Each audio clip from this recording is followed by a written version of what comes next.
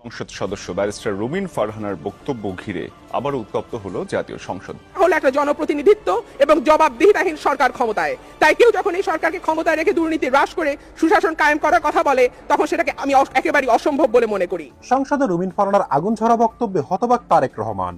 অবাক হয়ে চেয়ে রইলেন ৩০০ জন সংসদ সদস্য। এদিকে অর্থনীতির মূল চালিকা শক্তি ব্যাংক ব্যবস্থা ভেঙে পড়েছে মাননীয় স্পিকার। সরকার নানাভাবে খেলাপি ঋণের সংখ্যা পরিবর্তন করে এর পরিমাণ লুকানোর চেষ্টা করছে। তারপরেও আইএমএফ এর রিপোর্টে প্রমাণিত হয়েছে বাংলাদেশের প্রকৃত খেলাপি ঋণের পরিমাণ ২.৫ লক্ষ কোটি টাকা। সরকারের সাথে সম্পৃক্ত ব্যাংক মালিক এবং ব্যবসায়ীদের যোগ সাজসে ব্যাংক খাতে লুটপাট চলছে। লুটেরাদের বিরুদ্ধে ব্যবস্থা গ্রহণ তো দূরেই থাকুক, তাদের নানান রকম সুযোগ সুবিধা দিয়ে নতুন ঋণের ব্যবস্থা করেছে সরকার, অথচ সাফার করছে যারা ভালো ঋণ গ্রহীতা তারা। যেখানে দেশের মূল্যস্ফীতির বর্তমান হার ৬.৫% ছাড়িয়ে গেছে, যা দক্ষিণ এশিয়ার সর্বোচ্চ মাননীয় স্পিকার, সেখানে সরকার কি করে আমানতের সুদের হার ৬% নির্ধারণ করে?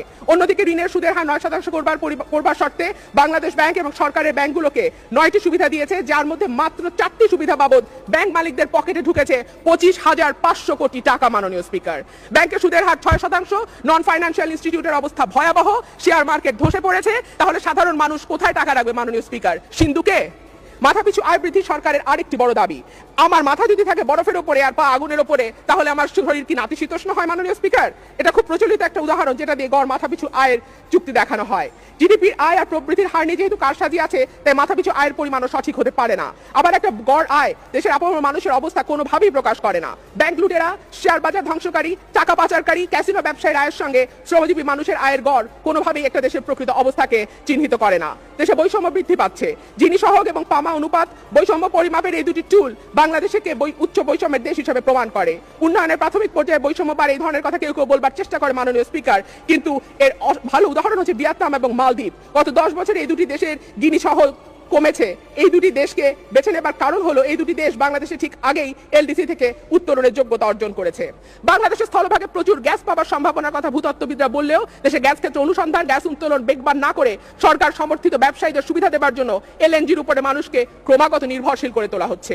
সীমিত পর্যায়ে যতটুকু অনুসন্ধান হচ্ছে সেটা দায়িত্ব বিদেশি কোম্পানির হাতে তুলে দেওয়া হচ্ছে। এক্ষেত্রে আমি গ্যাসপ্রমের নাম উল্লেখ করতে চাই, অথচ স্থলভাগকে গ্যাস অনুসন্ধান এবং তা উত্তোলন ও বিতরণের পরিপূর্ণ সক্ষমতা দেশি কোম্পানি বপেক্সের আছে। সরকার সমুদ্র বিজয়ের কথা বলে বাহবা নেওয়ার চেষ্টা করছে। ব্লু ইকোনমি, অন্য যেসব সুফল পাওয়ার কথা ছিল সেটার কোনোটা কাজে লাগানোর উল্লেখযোগ্য প্রাথমিক পদক্ষেপও বাংলাদেশ এখনো নিতে পারে নাই। দেশের মানবাধিকার পরিস্থিতি ভয়াবহ মাননীয় স্পিকার। দেশে এখনো প্রতিদিন একজনের বেশি মানুষ বিচার বহির্ভূত হত্যাকাণ্ডের শিকার হয়। গুণ সরকার বলছে মাদকের ব্যাপারে জিরো টলারেন্স, অথচ সরকার দলীয় একজন সাবেক সংসদ সদস্যের নাম রাষ্ট্রীয় 5টি সংস্থার মাদকের গডফাদারের তালিকার সর্বোচ্চ অবস্থানে ছিল, কোনো ব্যবস্থা নেওয়া হয়নি। গত নির্বাচনে সরকার তাকে মনোনয়ন দেয়নি বটে, কিন্তু তার স্ত্রী সংসদ সদস্য হিসেবে আছেন। ইয়াবা এখন আগের চেয়েও অনেক বেশি সহজলভ্য। এই দেশে আইন ও বিচার ব্যবস্থা চলে একেবারে সরকারের মর্জি মতো। সরকার চাইলে নুসরাত হত্যার প্রাথমিক বিচার দ্রুত গতিতে শেষ হয়। সরকার চাইলে সাগররুনি হত্যাকাণ্ডে তদন্ত প্রতিবেদন 70 বারের মতন পিছায়। সরকার চাইনি বলেই তরু এবং মৃত্যু হত্যার সাথে জড়িতরা গ্রেফতার হয় নাই। সরকার চাইলে আবরারের হত্যাকারীরা আবার দ্রুতই গ্রেফতার হয়। খালাস এবং দণ্ড দুটোই হয় সরকারের মর্জি মতো। এই দেশে বিচার হয় কিংবা বিচারের ভান করা হয় শুধু সেই সব ক্ষেত্রে যেখানে ফেসবুকে তা ভাইরাল হয়, চাঞ্চল্য তৈরি করে এবং এই ঘটনার সঙ্গে জড়িতরা প্রভাবশালী না হয়। প্রভাবশালীদের ক্ষেত্রে আইনটা নিজস্ব গতিতে চলে না। তার প্রমাণ হলো জাহাঙ্গীরনগর বিশ্ববিদ্যালয় দুর্নীতির অভিযোগে ছাত্রলীগের কেন্দ্রীয় সাধারণ সম্পাদককে পদচ্যুত করা হয়েছে। তাদের বিরুদ্ধে কোনো আইনি পদক্ষেপ নেওয়া হয়নি। একই কাণ্ড ইসলামিক ফাউন্ডেশনের মহাপরিচালকের ক্ষেত্রেও। তিনি মেরে দেওয়া টাকা ফেরত দিয়েছেন, কিন্তু আইনি ব্যবস্থা দূরেই থাকুক, তিনি এখনো শপথে আছেন। মাননীয় স্পিকার, দেশের এই সামগ্রিক সমস্যাগুলোর মধ্যে খুব বড় হয়ে মাথা তুলেছে আরেকটি সমস্যা, বাক স্বাধীনতার প্রতি হুমকি।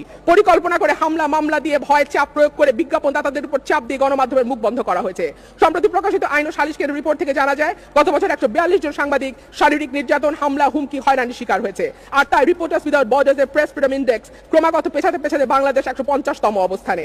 বিকল্প মাধ্যম, সামাজিক যোগাযোগ মাধ্যমেও নিপীড়নমূলক ডিজিটাল সিকিউরিটি অ্যাক্টের কারণে জনগণ মত প্রকাশে ভীত। পরিস্থিতি এতটাই ভয়াবহ যে মতিউর রহমান বা মাহফুজ আনামের মতো প্রতিষ্ঠা সাংবাদিকরা বলছেন সেলফ সেন্সরশিপের কথা। 1.7 অনুচ্ছেদে কৃষি উৎপাদন বৃদ্ধির কৃতিত্ব দাবি করা হয়েছে। এই কৃতিত্ব কৃষকের, সরকারের নয়। গত বছর আমরা দেখেছি কিভাবে ধানের ন্যায্য মূল্য না পেয়ে কৃষক সেই ধান ছুঁড়ে ফেলে দিয়েছে। সরকার পাটকলগুলোতে ক্রমাগত লোকসান দিয়ে যাচ্ছে, যদিও বেসরকারি পাটকলগুলো লাভ করছে। সরকারের দুর্নীতি এবং অব্যবস্থাপনাই এর জন্য দায়ী। শিক্ষা, স্বাস্থ্য, বারবার অবকাঠামো তৈরির কথা বলা হচ্ছে, অথচ দুই খাতে লোকবল নিয়োগ এবং দক্ষতা উন্নয়নে সরকারের তেমন কোনো পদক্ষেপ নাই। লোকবল নিয়োগ করলে সেটা রাজস্ব বাজেটে চলে যায় বলে লুটপাট করা যায় না মাননীয় স্পিকার। বিগত বছরগুলোর মতো গত বছর আন্তর্জাতিক ক্ষেত্রে চরম ব্যর্থতা ছিল। রোহিঙ্গা এবং এনআরসি ইস্যু বাংলাদেশে অত্যন্ত আলোচিত। আমরা এখন পর্যন্ত একজন রোহিঙ্গাকেও ফেরত পাঠাতে পারি নাই। এনআরসি কে আমরা বলবার বলছি ভারতের আভ্যন্তরীণ বিষয়, কিন্তু এখন পর্যন্ত ভারত সরকারের সঙ্গে এনআরসির বিষয়ে আমরা কোনো সুরাহাতে আসতে পারি নাই। ভাষণের শেষ অংশ 34.1, 34.2, 34.3 অনুচ্ছেদে মহামান্য রাষ্ট্রপতি একাধিকবার জাতীয় ঐক্যের ডাক দিয়েছেন। আমার পুরো বক্তব্যে উল্লেখ করা প্রতিটি বিষয়ে মাত্রাগত পার্থক্য আছে, কিন্তু এগুলোর মধ্যে মিল আছে। এগুলো উপসর্গ, রোগ নয়। সবগুলো উপসর্গ যে মূল রোগ থেকে সৃষ্টি, সেটা হলো একটা জনপ্রতিনিধিত্ব এবং জবাবদিহিতাহীন সরকার ক্ষমতায়। তাই কেউ যখন এই সরকারকে ক্ষমতায় রেখে দুর্নীতি হ্রাস করে সুশাসন কায়েম করার কথা বলে, তখন সেটাকে আমি একেবারেই অসম্ভব বলে মনে করি। এই রোগে আক্রান্ত সরকার জানে শুধুমাত্র প্রশাসন, আইন শৃঙ্খলা রক্ষাকারী বাহিনী, বিরাট কিছু ব্যবসায়ী আর দলীয় ক্যাডারদের সন্তুষ্ট রাখতে পারলেই ক্ষমতাকে দীর্ঘায়িত করা যায়। তাই যতদিন এই অবৈধ সরকার ক্ষমতায় থাকবে, ততদিন এইসব সমস্যা কমবে তো নাই, বাড়বে বরং। আপনাকে অসংখ্য ধন্যবাদ।